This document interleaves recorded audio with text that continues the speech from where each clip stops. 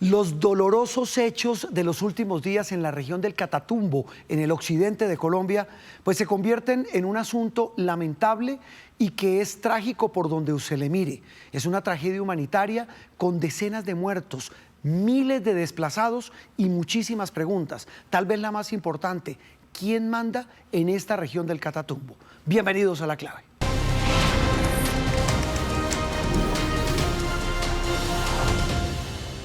Don Carlos Barragán, integrante del equipo de Noticias Caracol, de verdad, es un gusto que nos acompañe aquí en nuestra casa, en La Clave.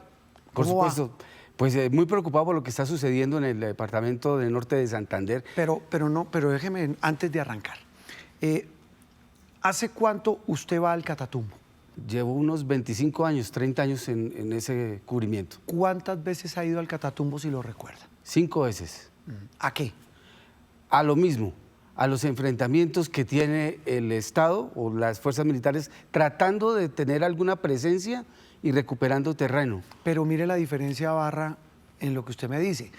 Primero, por eso quería arrancar ahí, a cubrir lo mismo, la guerra, el abandono, el miedo, el narcotráfico, etcétera. Pero yo no sé y quiero con eso arrancar estas reflexiones para entender cuál es la clave de lo que está pasando hoy en el Catatumbo. Es que esta situación es algo diferente a la del pasado, porque es que antes era como usted dice, usted tiene razón, era la fuerza pública, el ejército y la policía enfrentados a guerrilleros o del ELN o de las FARC o lo que sea, a narcotraficantes, pues son lo mismo. Pero es que ahora son enfrentados ellos mismos, ELN con las disidencias de las FARC, es decir, grupos criminales al margen de la ley, y el Estado mirando. El Estado abandonando una sección importante del departamento de Norte de Santander y esperando que entre ellos hagan la paz, que dialoguen FARC y ELNos. Pero ¿tenían alguna esperanza de que estos tipos iban a hacer alguna tregua o algo? Es que ¿cómo es posible, Barra, y quiero su opinión, Carlos Barragán, cómo es posible que el Estado diga, yo mejor me quedo quieto para que se maten porque igual son buenos muertos? Pero es que el problema grave, si me lo permite y quiero su opinión, es la cantidad de gente desplazada. Es que estamos hablando de 80, casi 90.000 personas desplazadas. Yo nunca había oído, Barragán, y quiero su opinión, ¿usted había oído o había presenciado algo como eso? Nunca, nunca. Y es que ahí es donde, digamos que, donde sienta ese golpe sobre la mesa el ELN. No solamente con el desplazamiento está mostrando su poderío, su capacidad de control en una zona, sino le está enviando un mensaje al gobierno. Soy capaz de mover 45.000 personas, porque les dijo eso. Ya, ¿no? Casi 70, 80.000 personas. Ustedes van para Cúcuta, ustedes van para Ocaña y ustedes van para Tibú. El mensaje es claro, 80 muertos y le desplazo a la gente. ¿Cuánto cuesta, Juan Roberto, mantener 45.000 personas a diario en una ciudad como esta? Es decir, si le estoy entendiendo para traducirlo, Carlos, muy interesante su reflexión, ¿esto lo tenía fríamente calculado y orquestado el ELN? Claro. Atacar a las disidencias, a punta de miedo, sacar a la gente, ¿para generar qué? Un mensaje al gobierno. ¿Qué es cuál? Somos los dueños y los que ejercemos el poder y la ley en ese territorio. ¿Por qué? ¿Porque no funciona la mesa?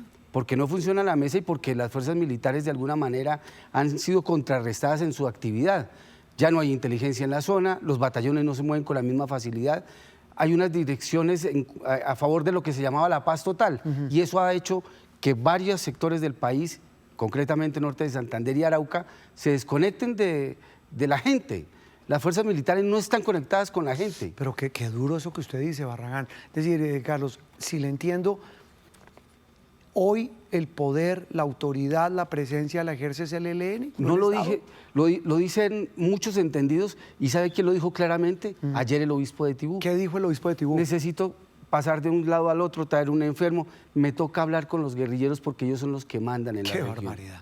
Ellos son los que ejercen el poder. Carlos, ¿en qué momento el Estado perdió cualquier tipo de autoridad en una zona?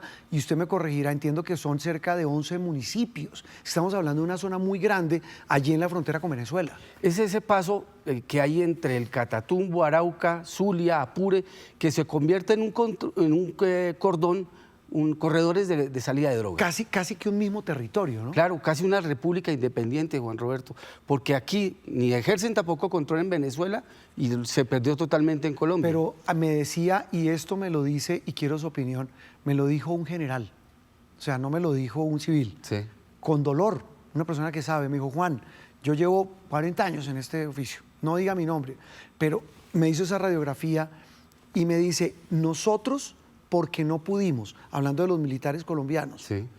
y los militares venezolanos porque no quisieron controlar al ELN. Es más, trabajan con el ELN. Hay una ¿Esa complicidad. radiografía es así? Claro, hay una complicidad. Y fíjese que estas 2 semanas son de fiesta para el ELN porque garantizan 6 años al otro lado de tranquilidad. Es decir, la posesión del dictador Maduro. Totalmente, ellos están tranquilos porque de allá no los van a atacar. Y a Maduro tampoco le conviene venir a atacar o a proteger esa zona de frontera. Oiga, ¿qué hay de cierto, Carlos?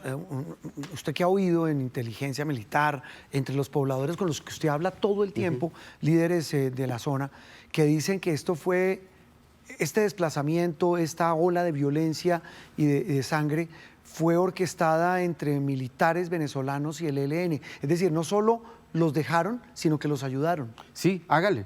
Para mí hay un paso muy tranquilo de gente de Arauca por Venezuela. Es que, ¿Cómo es lo del paso? claro, es que usted sale de Arauca, de Arauquita, de Saravena, y son 4 o 5 horas para llegar. Eso es departamento del Arauca. Claro, usted se sube por Apure, pasa a... Territorio venezolano. Exactamente, pero son 4 horas. Si usted lo hace por Colombia, son 18 o 20 horas. Es decir, si le estoy entendiendo, para pasar de Arauca a Catatumbo, por Venezuela es más cerca que por Colombia. Totalmente, es muchísimo más rápido. ¿Y eso fue lo que hicieron los del ELN? Para mí, ese fue el tránsito que hicieron esos 600. ¿Por qué para que usted? son 600. ¿Qué le dicen a usted? Pues, ¿quién los cuida? De aquí de Colombia, ¿quién se da cuenta si no existe inteligencia, si no hay información, si la información funciona para el ELN, no para las fuerzas militares de Colombia? ¿Quién le da la información al ELN, Carlos? Pues la gente, los campesinos. ¿Y los de las Fuerzas Armadas de Venezuela? Claro, ahí está, tranquilo, hágale por acá. Es que Juan Roberto, nos mostraron los dientes hace 2 días. Maduro, de Diosdado Cabello, fue a la zona del Catatumbo de Venezuela. ¿Usted cómo lee que mientras está pasando eso, qué interesante eso que plantea, este desplazamiento masivo, esta mortandad entre miembros del ELN y las disidencias, más bien la masacre de disidentes por parte y de firmantes de paz por parte del ELN, y llega el número 2 de la dictadura, Diosdado, ahí al ladito, a la frontera? Claro, aquí estoy yo y paso mis aviones al frente de Cúcuta. Pasaron los aviones de Venezuela, estamos ejerciendo control, tenemos el control, allá no hay contradictores, en Colombia sí, en Colombia hay obispos que hablan, hay una iglesia que está denunciando lo que está sucediendo, ¿no? Allá no. ¿Por qué no? ¿Por qué no existe eso? Porque hay una, comillas, complicidad de las fuerzas militares de Venezuela con lo que está sucediendo. Finalmente el ELN produce ¿qué? Narcotráfico, combustible que es en contrabando, plata. Y cuando hay plata, pues la gente vive tranquila. Eso es lo que... Hay una tranquilidad en esa zona de Venezuela que no le interesa a Maduro pues entrar a controvertir. ¿Por qué estarán matando a los firmantes de paz? Es decir, a los ex-FARC que están en la zona y que ya habían firmado el acuerdo con el gobierno de Santos y estaban, digamos, intentando reintegrarse a la vida civil. Ahí hay un personaje clave. ¿Qué es cuál? Pablito. ¿Quién es ese? Pablito es un guerrillero que se formó en el ELN desde los 14 años. ¿Ese es el famoso de toda la vida, el que De hemos toda oído la vida. hablar? El que capturaron en el 2008 y se voló de la cárcel. Y eso se volvió pues prácticamente un héroe para la guerrilla, para los revolucionarios. Él cree que la revolución es él. No, pero revolucionarios no son. Esos son unos, me da pena decirlo. Criminales. Son criminales, asquerosos, narcotraficantes. Esos de revolucionarios no tienen nada. Y él cree que la única manera de llegar al poder es a través de las armas. Por lo tanto, está interesado de tener manejo. Entonces dice, su único interés es destrozar cualquier ¿Y ese es el que está haciendo todo eso ahí? Claro, él está persiguiendo a Alia Richard, está persiguiendo a todos los que firmaron la paz, porque dice, aquí tienen que salirse todos porque esto es territorio del Ejército de Liberación Por todo lo Nacional. que usted dice, plata. Claro. Ese tipo, ese tal Pablito, Sí. ¿está en dónde? ¿En Venezuela o acá? O en territorio colombiano. En esa república independiente. En esa república independiente entre Arauca, Zulia, Apure y el Catatumbo. Juan Roberto, este hombre le genera 18.000 millones de pesos mensuales al ELN. En narcotráfico, extorsión. ¿Sabe qué me decía un líder comunitario? Usted debe estar más enterado que yo, también para tratar de entender cuál es la clave del poder de este grupo, que son dueños de todas las alcaldías de la zona. Y de Manejan las secretarías. contratos, nóminas. Secretaría de Salud. Las secretarías de salud de los municipios son por donde se mueve el dinero, los contratos y por donde se mueven las medicinas y todo eso. las secretarías de salud de varios municipios de Santander, de norte de Santander Y de Arauca. y de Arauca pertenecen al Ejército de Liberación Nacional. Qué barbaridad. Y me decía también otra persona que además están metidos en la población civil, en las juntas locales, en Claro. las juntas campesinas, y no los estoy estigmatizando, por Dios. Yo lo que creo, y quiero su opinión, Carlos, para tratar de completar la clave de este panorama tan desolador, es que ¿qué más hace la gente, Carlos? Si yo vivo en un pueblo del Catatumbo, llegan estos tipos armados y me dicen, o me ayuda o lo mato. Pues ¿yo qué hago? Lo ayudo. Y si no hay Estado... Y si el Estado es él, pues tengo que hacerle caso a él. Por eso, si no hay una obediencia. gobierno, si no hay militares, si no hay policías, y el Estado es él, pues ¿yo qué hago? Hay una obediencia, Juan Roberto, y esa obediencia es... ¿Usted recuerda cuando en el Caguán la gente iba a resolver el problema de una cerca o de una vaca directamente con las iban a donde FARC? el mono Jojoy. Esto mismo hacen con Pablito y con estos dirigentes de las FARC, Carlos, del ELN. usted que termino con lo que comenzamos esta charla, usted lleva más de 30 años yendo a la zona y a muchas de Colombia, se las ha caminado, doy fe, nos las hemos caminado.